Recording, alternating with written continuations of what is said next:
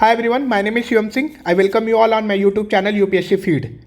तो आज एक इम्पॉर्टेंट टॉपिक्स है, कन्विक्टेड पर्सन इलेक्शन लड़ सकता है या नहीं लड़ सकता है। तो वो जो यूपीएससी के अंदर ये बहुत ही इंपॉर्टेंट टॉपिक है, आरपीए 1951 है ना। इसके अंदर जो सेक्शन 8 का जो पार्ट 1, 2, 3 इसके बारे में मैं आज आपको ब्रीफिंग दूंगा कि अंडर विच कंडीशन एक पर्सन को डिस्क्वालीफाई कर दिया जाता है अगर वो कन्विक्ट हो जाए मतलब कन्विक्शन की बात कर रहा हूँ मैं, मतलब अगर उसकी सजा सिद्ध हो गई हो, प्रूफ हो गई हो कि वो जो है पर्सन किसी भी ऑफेंस के अंदर उसको सजा मिल चुकी है, उसकी बात कर रहा हूँ मैं। जैसे अभी अमृतपाल सिंह ने खंडूर साहिब कॉन्स्टिट्यूएंसी से असम के डिब्रूगढ़ से इन्होंने चुनाव लड़ा हुआ था एज ए इंडिपेंडेंट कैंडिडेट। इनको ये एज ए इंडिपेंडेंट कैंडिडेट इन्होंने चुनाव लड़ा था और जीत के आए थे। तो वो कौन सी पर्टिकुलर नियम है या कानून है जिसके अंदर जो है एक जो कन्विक्टेड पर्सन है उस क्या वो चुनाव लड़ सकता है या नहीं लड़ सकता, उसके बारे में बात करेंगे। नहीं लड़ सकता तो कौन सी पर्टिकुलर क्लॉज अप्लाई होंगे वो भी बात करेंगे। तो सारा का सारा क्लॉज आरपीए 1951 के अंदर कवर्ड है। तो हम क्या करेंगे, इलेक्शन कमीशन का रोल देखेंगे। सुप्रीम कोर्ट ने समय समय पे क्या जो है वर्डिक्ट दिया, उस वर्डिक्ट से क्या डिसीजन आया, उसके बाद लेजिस्लेशन ने क्या ऐसा लॉ बनाया जिसके वजह से जो है इनको बैन किया जा सके ऐसे पर्सन को जो कन्विक्ट है। तो इन सारी चीज़ों को देखेंगे, बट उसके पहले जो है हम आज की आर्टिकल देखेंगे जो कि यही बात कर रहा है कि should convicted person contact election और नॉट। अब पहले क्या था देखो, थोड़ी सी अब मैं आपको इंट्रोड्यूसरी चीज़ें बताऊंगा, थोड़ी पीछे लेके जाता हूँ आपको। पहले यह था कि अगर कोई भी पर्सन जेल में बंद है या जुडिशियल कस्टडी में है तो उसके चुनाव लड़ने पर तब तक रोक नहीं है जब तक उसे किसी मामले के अंदर दोषी न करार दिया गया हो। अगर दोषी वो करार दिए जाने के बाद भी अगर सजा 2 साल से कम है तो चुनाव लड़ा जा सकता है। लेकिन अब ऐसा नहीं है, पहले ऐसा नहीं था। इस मामले में पटना हाई कोर्ट ने अपना डिसीजन सुनाया, वर्डिक्ट दिया। पटना हाई कोर्ट ने बोला कि भाई जेल में बंद किसी भी व्यक्ति के चुनाव लड़ने पे रोक लगा दिया था पटना हाई कोर्ट ने। उसने ये बोला था कि जब जेल में बंद व्यक्ति को वोट देने का अधिकार नहीं है तो उसको इलेक्शन कैसे वो कॉन्टेस्ट कर सकता है। लेकिन बाद में सुप्रीम कोर्ट यहाँ पे आता है एक्शन में 2010 के बाद। फिर सुप्रीम कोर्ट ने इस फैसले को ऑथेंटिसिटी दी थी। क्या उन्होंने आरपीए के अंदर कौन सा, जैसे आरपीए के अंदर 62 के अंदर 5वां क्लॉज उसको उन्होंने अमेंड किया हुआ था। उसके बाद उन्होंने बोला था कि जेल में बंद व्यक्ति को चुनाव में लड़ने की परमिशन मिल गई थी, लेकिन फिर भी उस टाइम वोट डालने का अधिकार तब पर भी नहीं दिया गया था। तो जो आरपीए में जो अमेंडमेंट हुआ, तो पहले दिल्ली हाई कोर्ट फिर सुप्रीम कोर्ट हाई कोर्ट को इसमें चैलेंज किया गया आरपीए में जब इसको अमेंड किया गया। तो दिसंबर 2014 में सुप्रीम कोर्ट ने अपना वर्डिक्ट सुनाते हुए कहा था कि एफआईआर अगर दर्ज हो जाए और जेल में बंद होने के आधार पर किसी व्यक्ति को चुनाव लड़ने से नहीं रोका जा सकता।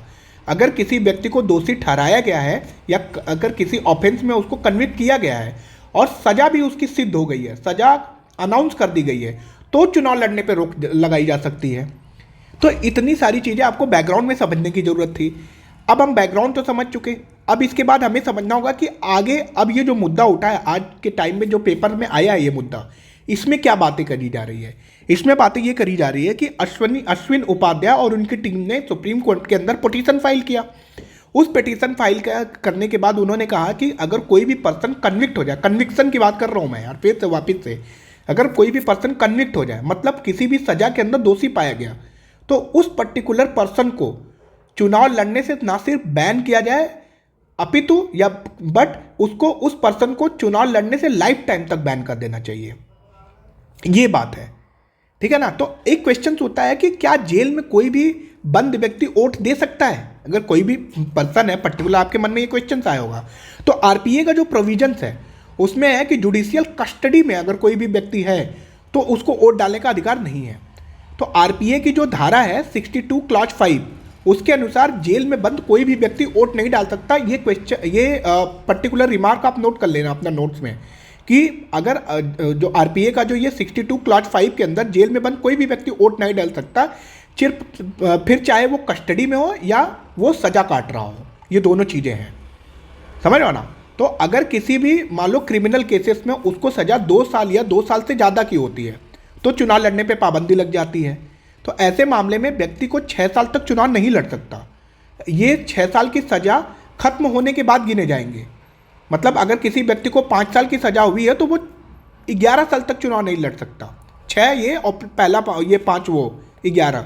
तो इसी को हम समझेंगे। तो अश्विन उपाध्याय और उनके ग्रुप में बोल रहे हैं कि ऐसे पर्सन को जो कन्विक्ट हो जा रहा है उनको जो है लाइफ टाइम तक इलेक्शन लड़ने से बैन कर दिया जाना चाहिए। तो अब हम इसमें अंदर जो है सेक्शन 8 आरपीए 1951 ये क्या बोलता है, ये बोलता है कि disqualification in case of conviction of offence. यही जो अभी मैं बात कर रहा था कि अगर कोई भी ऑफेंस के अंदर वो कन्विक्ट हो जाए उसको डिस्क्वालीफाई कर दिया जाना चाहिए अंडर किस कैटेगरी में। पहला है देखो कि प्रमोटिंग एनिमिटी, अगर वो एनिमिटी प्रमोट कर रहा है ना, ये सबसे बड़ी इंपॉर्टेंट चीज़ है कि अगर वो पर्टिकुलर पर्सन एनिमिटी को प्रमोट करते हुए फाउंड किया जाए, मतलब दो डिफरेंट ग्रुप में है ना, मान लो हिंदू मुस्लिम के बीच में वो एनिमिटी प्रमोट कर रहा है, अनड्यू मतलब वो ब्राइब ले रहा है, ब्राइब को इन्फ्लुएंस कर रहा है, पर्सोनिसेशन इन इलेक्शन है ना, कि जैसे मान लो कि कोई भी पर्सन है वो दूसरे के नाम पे वोट दे रहा है, या कोई पर्सन डेड हो गया हो है ना, उसको भी वो वोटर लिस्ट में डलवा के वोट दे रहा है, उसको बोला जाए वो इसी कैटेगरी के अंदर आएगा पर्सोनेशन इन इलेक्शन, तो उसके इस कैटेगरी के अंदर डिस्क्वालीफाई कर दिया जाए। सेक्शन 376 ए बी सी और D offence related to rape, अगर इसके अंदर कन्विक्ट है तो उसको जो है क्या नाम से इलेक्शन से डिस्क्वालीफाई कर दिया जाएगा। ये सबसे इंपॉर्टेंट है क्योंकि अतुल सुभाषकर वाला जो केस आया था जो बेंगलुरु वाला, सेक्शन 498 जिसके अंदर कोई भी विमेन जो है डोमेस्टिक वायलेंस का केस करती है अपने हस्बैंड पे, तो अगर मान लो हस्बैंड क्रुएलिटी के एक्शंस में पाया गया, offence of cruelty to woman by husband और रिलेटिव, तो इसके अंदर वो कन्विक्ट हो सकता है, उसको इलेक्शन लड़ने से मना कर दिया जा सकता है। अगर यूआपा के अंदर आप बंद है ना 1968 अनलॉफुल प्रोटेक्शन एक्ट, इसके अंदर आप बंद है तो भी आपको इलेक्शन लड़ने से वो जो है बना किया जा सकता है। उसके बाद फेरा फॉरेन एक्सचेंज रेगुलेशन एक्ट के अंदर आपने कोई गड़बड़ी करी, NDPS narcotic drugs psychotropic substance act के तहत अगर आप पाए जा रहे हैं दोषी, और प्लेसेस ऑफ वर्शिप एक्ट जो राम जन्मभूमि वाला जो मैटर आया है उसका, अगर प्लेसेस ऑफ वर्शिप एक्ट के अंदर 1991 जो आया था, अगर इसके अंदर अगर आप कुछ भी गड़बड़ी करते हुए पाए गए तो भी आपको इलेक्शन लड़ने से डिस्क्वालीफाई किया जा सकता है। और प्रिवेंशन ऑफ करेक्शन एक्ट 2002 इसके अंदर, तो सेक्शन 8(1) का मैंने ये सारे कंडीशंस आपको बता दिया कि किसके अंदर जो है पर्सन को पर्टिकुलर पर्सन को डिस्क्वालीफाई किया जा सकता है इलेक्शन कॉन्टेस्ट होने की वजह से। फिर सेक्शन 2 क्या बात करता है, सेक्शन 2 बात है कि अगर आप एडल्ट्रेशन में इन्वॉल्व है, फूड और ड्रग्स है ना, मतलब कोई इसमें आप मिक्स कर रहे हैं किसी भी सब्सटेंस को, तो उसके अंदर अगर आप कन्विक्ट होंगे इस पर्टिकुलर अगर आप ये करते पाए गए तो then you can be convicted. Conviction for at least 6 month under dowry prohibition act, ठीक है।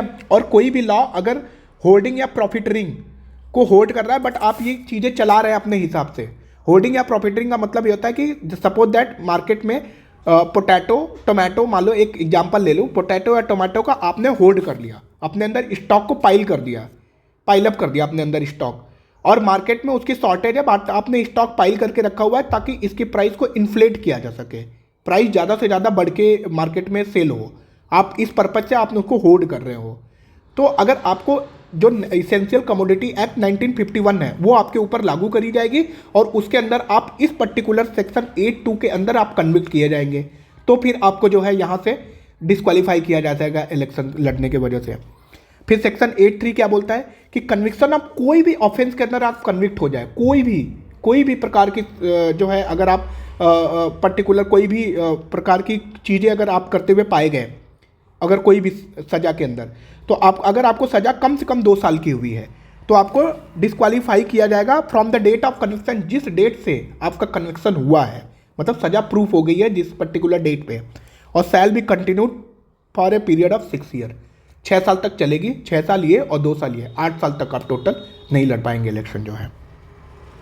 अब डिस्क्वालिफिकेशन ऑपरेट कैसे करता है, तो डिस्क्वालिफिकेशन को रिवर्स किया जा सकता है अगर हायर कोर्ट स्टे ग्रांट कर दे कन्विक्शन पे स्टे कर दे या डिसाइड करे appeal in the favour of convicted, है ना। जैसे राहुल गांधी वाला जो केस आया हुआ था, उन्होंने बोला था कि सारे मोदी चोर हैं, तो उसके बाद उनका पर्टिकुलर जो वहाँ के लोकल कोर्ट थे उनको उन्होंने कन्विक्ट कर दिया, बट लेकिन अगर वो कन्विक्ट हो गए, चूंकि वो तो एमपी थे, अगर वो कन्विक्ट हो गए तो उनकी तो एमपी की सजा सीट चली जाएगी, क्योंकि अब वो कन्विक्ट आ गए, 2 साल की सजा उनको मिल गई।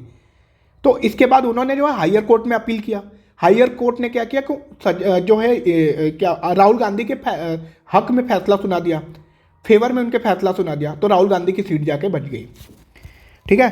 फिर उसके बाद अब हम क्या करेंगे, पॉलिटिक्स को डीक्रिमिनलाइजेशन को रोकने के लिए हम क्या क्या करना चाहिए। एडीआर केस आया है ना, अभी देखिए इसी में आया था द हिंदू में, जो एडीआर का जो केस आया हुआ था, ये association of domestic democratic reform, इस केस में बोला गया कि सारे जो क्रिमिनल रिकॉर्ड है कैंडिडेट के जो भी इलेक्शंस लड़ रहे हैं उनको डिस्क्लोज कर देना चाहिए। इसलिए आपने देखा होगा कि जब भी इलेक्शंस आते हैं तो न्यूज़पेपर के अंदर पर्टिकुलर हर कैंडिडेट अपने जो है वो, एक तो पहली बात सुप्रीम कोर्ट ने गाइडलाइन दी थी कि आपको अपने एसेट की जानकारी देनी पड़ेगी, तो वैसे ही जो है जो भी कैंडिडेट इलेक्शन कॉन्टेस्ट कर रहे हैं उनको अपने क्रिमिनल हिस्ट्री भी बतानी पड़ेगी। ये आया था एडीआर केस 2002, तो इसको आप जो है डीक्रिमिनलाइजेशन ऑफ पॉलिटिक्स के अंदर कोट कर सकते हैं चीज़ें जो है। उसके बाद एक केस आया था सीईसी वर्सेस जन चौकीदार केस 2013। इसने बोला क्या है कि creative interpretation of the provision of the RPA act 1951 by the Patna high court. Patna high court ने बोला था कि अगर कोई भी पर्सन है ना, one of the qualification as per the act to contact election is that a person should be an elector. Person को एक इलेक्टर का मतलब कि एलिजिबल टू वोट, उसको इलेक्टर होना चाहिए उस पर्टिकुलर कॉन्स्टिट्यूएंसी से। फिर सेक्शन 62 आया 5, वो स्टिपुलेट करता है कि अगर कोई भी पर्सन जेल में हो वो एलिजिबल नहीं है वोट देने के लिए। फिर कोर्ट ने इंटरप्रिटेट किया कि person who are under trial prisoner, मतलब कोई भी पर्सन ट्रायल प्रिजनर है जिसपे उसकी अभी सजा किसी भी सजा के अंदर कन्विक्ट नहीं हुआ, बस उसके ऊपर केस चल रहे हो, है ना, अंडर ट्रायल प्रिजनर है वो, और therefore ceases to be elector. तो वो अगर अंडर ट्रायल प्रिजनर है तो भी इलेक्टर से उसको वो इलेक्टर नहीं है, मतलब नॉट एलिजिबल टू वोट, है ना, and hence not qualified to contest election. तो वो वोट मतलब इलेक्शन लड़ने से उसको कॉन्टेस्ट नहीं किया जा सकता क्योंकि इलेक्टर ही नहीं है। समझना आपको, सेक्शन 62 का क्लॉज 5 ये बोलता है कि अगर कोई भी पर्सन हो अंडर ट्रायल प्रिजनर हो जिसपे अभी सजा का ऑफेंस जो है कन्विक्शन नहीं हुआ, अभी वो अंडर ट्रायल में है, तो सुप्रीम कोर्ट बोलता है कि इस केस में वो पर्सन पर्टिकुलर जो पर्सन इलेक्टर नहीं हुआ, इलेक्टर का मतलब नॉट एलिजिबल टू वोट, अगर नॉट एलिजिबल टू वोट है तो वो इलेक्शन कैसे कॉन्टेक्ट कर सकता है। फिर पार्लियामेंट ने क्या, अच्छा पार्लियामेंट का भी कहानी देखिए, पार्लियामेंट बड़ी चालाक है। अब देखो यहाँ से जुडिशरी और पार्लियामेंट इनके बीच में जो है टसल होने की संभावना बन रही है। आगे देखते हैं केस में क्या होता है। देखिए 2013 में क्या हुआ कि पार्लियामेंट में इसी जजमेंट को ओवरटर्न कर दिया लेजिस्लेशन ने। उन्होंने बोला कि अंडर ट्रायल प्रिजनर जो होंगे वो इलेक्शन कॉन्टेस्ट कर सकते हैं, है ना, पार्लियामेंट में बोला कि अंडर ट्रायल प्रिजनर जो है वो इलेक्शन कॉन्टेस्ट कर सकते हैं, ठीक है। अब इसके बाद जो है जबकि कोर्ट ने इंटरप्रिटेट किया था कि अंडर ट्रायल प्रिजनर भाई इलेक्शन कॉन्टेस्ट नहीं कर सकते, तो पार्लियामेंट वहाँ पे नेचर में आए, जजमेंट को ओवरटर्न कर दिया। तो लिली थॉमस केस 2013 आता है, कोर्ट ने स्टक डाउन कर दिया section 84 of the RPA act. क्या बोलता है कि एक sitting legislature to continue as a member even after convicted if they find an appeal अगर अनकॉन्स्टिट्यूशनल और अगेंस्ट पॉलिटिकल जस्टिस। मतलब कोई भी मेंबर, है ना, अगर वो कन्विक्टेड हो जाए लेकिन उसकी अपील अनकॉन्स्टिट्यूशनल पाई जाए और अगेंस्ट पॉलिटिकल जस्टिस पे पाई जाए, पॉलिटिकल जस्टिस के अगेंस्ट पाई जाए उसकी अपील, ये दोनों कंडीशन याद रखिएगा, अनकॉन्स्टिट्यूशनल और पॉलिटिकल जस्टिस के अगेंस्ट पाई जाए उसकी अपील, कौन, मेंबर जो कि कन्विक्ट हो चुका है, तो कॉन्सिक्वेंसेस क्या होगा कि सिटिंग लेजिस्लेचर इज डिस्क्वालीफाइड, वो डिस्क्वालीफाइड हो जाएगा, वो जो सिटिंग कैंडिडेट होगा immediately after sentencing of the conviction. ये बड़ा इंपॉर्टेंट यहाँ पे प्रोविजन था, इसको आपको देखना था, यही बताने के लिए ये केस मैं एक्सप्लेन किया था आपको। लिली थॉमस केस बहुत इंपॉर्टेंट है 2013। अच्छा पार्लियामेंट तो चलो, कॉन्स्टिट्यूशनल बॉडी हमारी इलेक्शन कमीशन, उनसे भी एक कदम आगे इन्होंने क्या हुआ था कि section 11 of the RPA act 1951, अब इसमें क्या हुआ था, इसने प्रोवाइड किया कि इलेक्शन कमीशन में रिमूव एनी डिस्क्वालिफिकेशन और reduce the period of disqualification of the convicted person. मतलब इलेक्शन कमीशन को सेक्शन 11 के अंदर अधिकार है कि कोई भी पर्सन अगर कन्विक्ट हो जाए, अगर वो तो उसके डिस्क्वालिफिकेशन के पीरियड को ये कम कर सकते हैं, ये इलेक्शन कमीशन के पास पावर है। तो अब इसमें क्या हुआ था कि सिक्किम के देखो मिनिस्टर जो है, जो चीफ मिनिस्टर इनकम्बेंट अभी आज के टाइम पे जो हैं, उनका नाम है प्रेम सिंह तमांग, है ना, इनको हुआ था 6 ईयर्स की सज़ा, बट अब ये सज़ा 6 ईयर से इलेक्शन कमीशन ने क्या कर दिया कि 13 मंथ कर दिया, डिस्क्वालिफिकेशन का पीरियड उन्होंने रिड्यूस कर दिया और उनको अलाउड कर दिया गया कि आप एक बाई इलेक्शन लड़ सकते हो, है ना, क्योंकि वो कन्विक्ट हो गया था तो सीट तो चली गई थी, वापस से बाई इलेक्शन हुआ, बाई इलेक्शन होने के बाद वहाँ से जीतने के बाद वो वापस से वहाँ के चीफ मिनिस्टर बन जाते हैं। पर ये खेल कौन खेला, खेल सारा इलेक्शन कमीशन ने खेला, इसने 6 ईयर्स के प्रोविजन को कम करके 13 मंथ उनके केस में कर दिया था। हालांकि इलेक्शन कमीशन ये सोर्स ऑफ पावर ड्रॉ करता है section 11 of the RPA act से, अब ये क्वेश्चनेबल डिसीजन है भी एक तरीके से इलेक्शन कमिश्नर के ऊपर कि भाई आप जो है डिस्क्वालिफिकेशन को जो रिड्यूस किए, period of a person convicted under the prevention of the corruption act considering its various recommendation to curb criminalisation of the politics. तो ये क्वेश्चनेबल रिमार्क है इलेक्शन कमीशन के ऊपर। अच्छा, आज के टाइम में करंट पिटीशन क्या है? करंट पिटीशन जो अभी अश्विनी उपाध्याय और उनकी टीम ने फाइल किया हुआ है, वो बोल रहे हैं कि लाइफ टाइम तक बैन कर दो ऑन कन्विक्टेड पर्सन अगर वो इलेक्शन कॉन्टेस्ट कर रहा है। वो ये मांग कर रहे हैं। जो तो पिटिशनर ने आर्गू किया कि अगर कोई भी convicted person not eligible for even a junior grade government job, कि अगर मान लो कोई भी पर्सन कन्विक्ट हो जाता है तो जिसके अगर मान लो कोई जूनियर ग्रेड की भी गवर्नमेंट जॉब कर रहा है तो भी उसको वहाँ से बाहर निकाल दिया जा सकता है। तो कैसे वो पर्सन इलेक्शन कॉन्टेस्ट कर सकता है? तो इसलिए बोल रहे हैं कि उसको जो है लाइफ टाइम तक बैन कर दीजिए, है ना। बस लेकिन सेंट्रल गवर्नमेंट ने एक एफिडेविट फाइल किया कोर्ट ने 2020 में। उसने मेंशन किया कि एमपी और एमएलए कोई भी सर्विस कंडीशन से बाउंड नहीं है, नहीं बांधा जा सकता उनसे। सेंटर ने जो है, सेंट्रल गवर्नमेंट ने साफ साफ अपने एफिडेविट में बोला, जो उन्होंने फाइल किया था, उन्होंने बोला कि बस खाली गवर्नमेंट सर्वेंट को छोड़ के। And hence the present disqualification period of 6 year after serving the sentence is adequate. मतलब जो 6 साल का जो प्रोविजन इनके लिए जो बनाया गया है, जहाँ पे ये बाहर रह रहे हैं, है ना, इलेक्शन की साइकिल से दूर रहे, ये पूरा का पूरा पीरियड उनके लिए एडिक्वेट है, एनफ है, पर्याप्त है ना। लाइफ टाइम तक बैन नहीं किया जा सकता, उनका ये मानना है, सेंटर का ये मानना है। खैर अभी ये चीज़ें अंडर हियरिंग है सुप्रीम कोर्ट के अंदर, हम वेट करेंगे कि इसका फैसला क्या आता है सुप्रीम कोर्ट के अंदर। अब वे फॉरवर्ड में देखते हैं कि जो एडीआर, जो अपना एसोसिएशन ऑफ डेमोक्रेटिक रिफॉर्म, उसने बोला कि जो अपनी 543 इलेक्टेड एमपी हैं, टोटल हमारे पास जो है आज के टाइम पे 543 इलेक्टेड एमपी हैं, ठीक है। अब इन 543 इलेक्टेड एमपी में जो टोटल 251 एमपी है, उनके पास भाई क्रिमिनल केसेस है। मींस कि टोटल नंबर जो है इनके 46% है। और उन टोटल 251 एमपी में से 171 एमपी ऐसे हैं जिनके ऊपर rape, murder, attempt to murder और किडनैपिंग के चार्जेस हैं, इन 171 के ऊपर, पर्सन के ऊपर, है ना। ऐसे एमपी हैं जो कि पार्लियामेंट के अंदर बैठे हुए हैं और इनका काम है लेजिस्लेशन, लॉ मेकर हैं भाई हमारे देश के ये, ठीक है। फिर लॉ कमीशन ने 1919 और 2014 और EC on various occasion have highlighted that need to curb the criminalisation of politics, कि पॉलिटिक्स में जो क्रिमिनलाइजेशन हो रहा है उसको रोकने के लिए लॉ कमीशन 1999 और 2014 और इलेक्शन कमीशन ने वेरियस रिकमेंडेशंस दिए थे, हाईलाइट भी किए हुए। उन्होंने रिकमेंड किया कि even person against whom charges are framed by a competent court for an offence that entails punishment of more than 5 years should not be allowed to contest election. उन्होंने बोला कि अगर किसी पर्सन में 5 साल से ज़्यादा की भी सज़ा नहीं हो रही है तो भी उस पर्सन को अलाउ नहीं किया जा सकता इसके लिए, है ना, इलेक्शन कॉन्टेस्ट होने के लिए। तो with respect to the conviction for heinous crime and under statute like the prevention of corruption act there may be a case for the lifetime disqualification, it is directly link to the probity in the public life. But ऐसा हो तब तो, है ना, हम तो supreme court के judgement का वेट करेंगे, देखते हैं सुप्रीम कोर्ट आगे क्या बोलता है। तो ये जो सेक्शन 8 का पार्ट 1, 2, 3 एंड 4 जो अभी मैंने आपके सामने पेश किया, है ना, इतना एक्सप्लेन किया, तो आप इसको एक बार रिवाइज कर लेना और मैं आपको ये नोट शेयर कर दूंगा। ये आर्टिकल्स बहुत इंपॉर्टेंट है आरपीए। तो होप आपको समझ में आया होगा, मैंने अपनी बेस्ट एबिलिटी यूटिलाइज करी आपको समझाने के लिए। तो आप वीडियो को लाइक और सब्सक्राइब कर दीजिएगा एंड कमेंट्स कर दीजिएगा, आपके कमेंट्स का मुझे वेट रहेगा। Thank you guys.